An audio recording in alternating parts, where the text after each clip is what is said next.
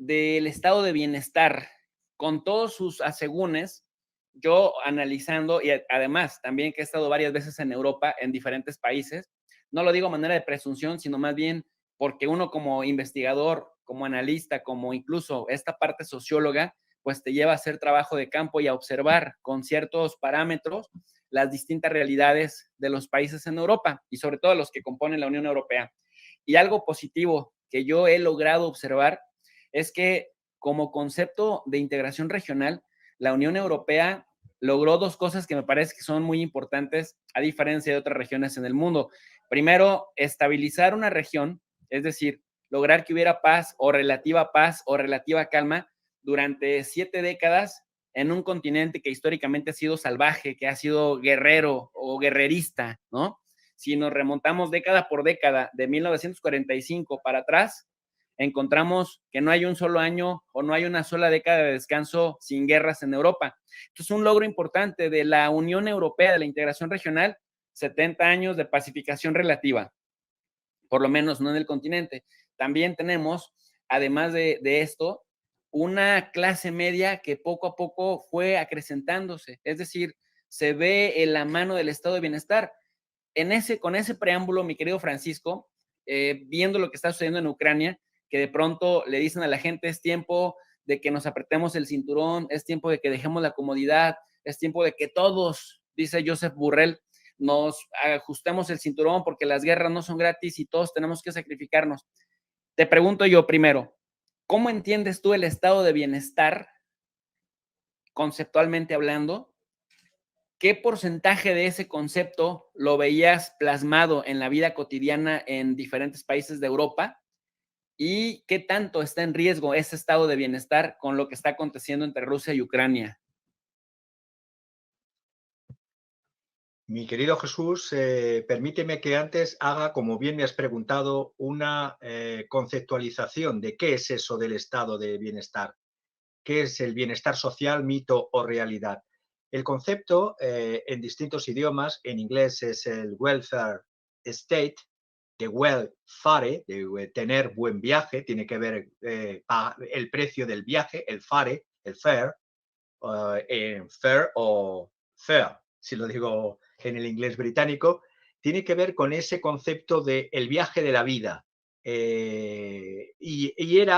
Bueno, si bien es verdad que ya desde la Constitución, si me voy a otra latitud en Estados Unidos, en la Constitución de 1787 proclamaba solemnemente el objetivo de promover el general welfare, dice, with the people of the United States in order to form a more perfect union, dice, promote the general welfare, es decir, promover el bienestar general. Pero es distinto el concepto de bienestar general a social welfare o social welfare.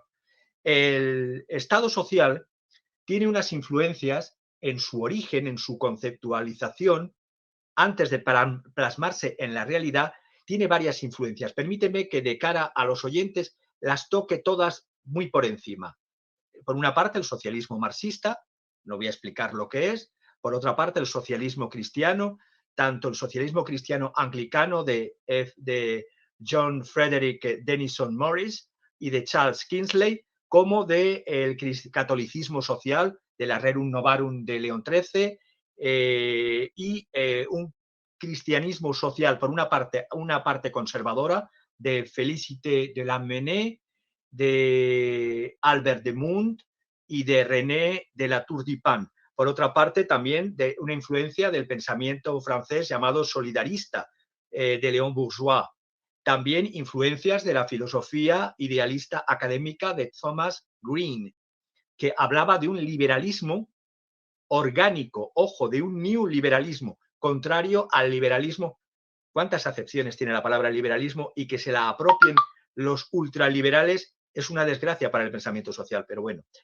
Y también, por supuesto, el socialismo fabiano de los Webb, de Bernard Shaw, de los Cole, de Sidney Olivier, de Thomas Huxley, de Graham Wallace.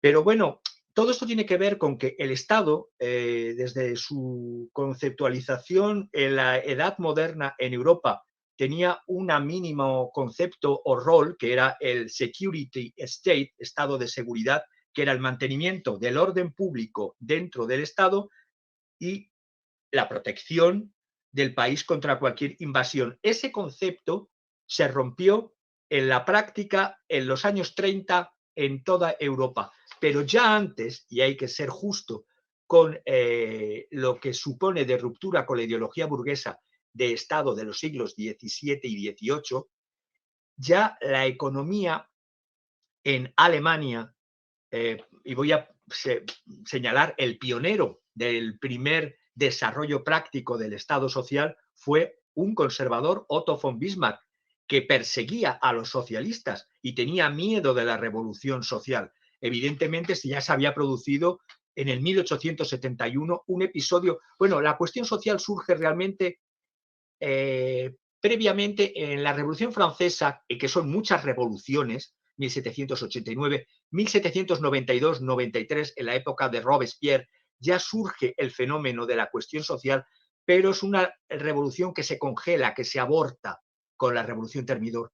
Pero en las siguientes revoluciones que hubo en Francia, la del 30 siguió siendo una revolución burguesa, pero la de 1848 ya aparece la cuestión obrera, y sobre todo en 1871 con el fenómeno de la comuna.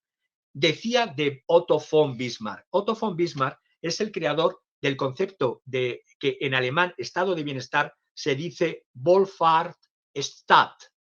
Es la misma raíz que en inglés. Welfare en alemán es Wohlfahrt, de Wohlfahren, de viaje en la vida asegurado. Sistema de crea los primeros seguros sociales obligatorios en 1883. Es decir, el seguro obligatorio de enfermedad en el 1883, el seguro obligatorio de accidentes de trabajo de los obreros y empleados en las empresas industriales en 1884, el seguro obligatorio de invalidez y vejez en 1889. Este es el modelo Bismarck, por haber dos modelos en Europa. El Estado regulador de los servicios que dan empresas privadas y con cuotas de trabajadores y de empresarios. El otro modelo es el modelo británico del plan de William Beveridge, que William Beveridge hace que el Estado agrupe y ofrezca todos los servicios a través de la creación del National Health Service, la creación del Servicio de Seguridad Nacional.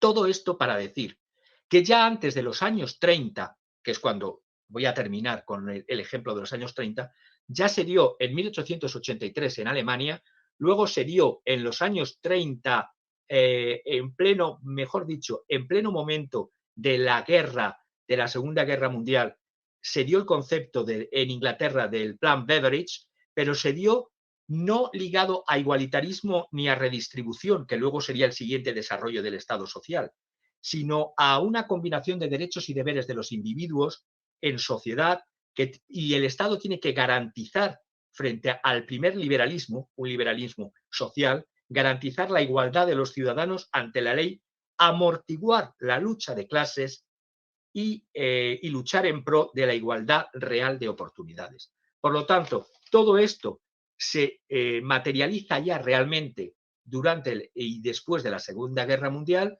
con el keynesianismo, la introducción de Keynes y de su estado social en economía, que ya se daba en el concepto de estado de guerra keynesiano, y ya he dicho el desarrollo social en Alemania, que sigue después en la Segunda Guerra Mundial, después de la Segunda Guerra Mundial, y el Plan Beveridge en Inglaterra. Todo esto, ¿por qué quiero señalarlo? Porque es importante saber que es curioso que lo que a nuestros tatarabuelos, a nuestros abuelos y a nuestros padres les ha costado luchar en toda Europa por, como tú bien decías, el mantenimiento de la paz, pero crear un estado de bienestar, ahora este estado de bienestar que ya se empieza a cuestionar a finales de los años 80 con las políticas neoliberales, ahora ya claramente nos imponen un estado de malestar, y tener una estructura política que se dice democrática, que te vende el malestar, como lo que acaba de decir el presidente Macron de Francia. Dice, nous vivons la fin de l'abondance, vivimos el fin de la abundancia. Pero ¿cómo se puede tener tan poca vergüenza en un país donde hay, en Francia, 12 millones de personas que viven del salario mínimo del llamado SMIC, es decir, de una subvención. Y él, en el 2017, y publicado y no desmentido por el diario, por el semanario Le Point, en 2017 ya gastaba 40.000 euros de presupuesto en maquillaje el presidente Macron. Por menos, Marie Antoinette perdió la tête. Por menos, María Antonieta perdió la cabeza. Sí, pues haces un gran apunte, Francisco. De hecho, te escuchaba y estaba acordándome también de este libro buenísimo, La Gran Transformación de Karl Polanyi, en donde habla de la falacia que es el mercado autorregulador y cómo a la idea del mercado autorregulador se da el doble movimiento de la sociedad con tres opciones que luego algunas de ellas se deformaron, pero que intentaban reaccionar justamente como mecanismos de protección de la sociedad ante la peligrosidad y ante el riesgo de la falacia o del falaz concepto del estado de bienestar. Karl Polanyi señalaba que hubo tres reacciones en tres diferentes momentos, tres agrupaciones, porque hubo varias. El socialismo, que lo encabeza la Unión Soviética, Lenin, Stalin, etcétera. El fascismo, porque también se habla mucho de la teoría de que el fascismo se da en aquellos países derrotados de la Primera Guerra Mundial. Bueno, Polanyi dice, no es así. Lo vemos en Noruega, lo vemos en Finlandia, lo vemos en Italia. Italia había ganado la Primera Guerra Mundial. Lo vemos en el Yishuv, el estado preestatal judío, que después se convierte en Israel, con Vladimir Jabotinsky. Lo vemos en Polonia, ¿no? En diferentes lugares, nada más que pues en Alemania y en Italia lo llevan a su máxima expresión, pero garantizaba cierto bienestar y a la gente, cuando la sacas de un estado de vulnerabilidad, finalmente le atajas por otro lado, es decir, que mucha gente pedía un bienestar material y se despreocupaba por el tema de la libertad de prensa, de la libertad de expresión, porque finalmente el régimen fascista les fue arrancando paulatinamente, de acuerdo con Polanyi, pero les dio un bocho, les pavimentó calles, llegó la luz eléctrica, ¿no? Se sintió el bienestar material. Y la tercera vía, la tercera ruta que menciona Polanyi, que va aunado al enfoque keynesiano que tú bien señalabas, era el New Deal estadounidense, en donde el Estado se encarga de crear las condiciones laborales, la seguridad social, la educación, para que la gente, la sociedad tenga acceso a ello y bueno, haya un empoderamiento de la clase media.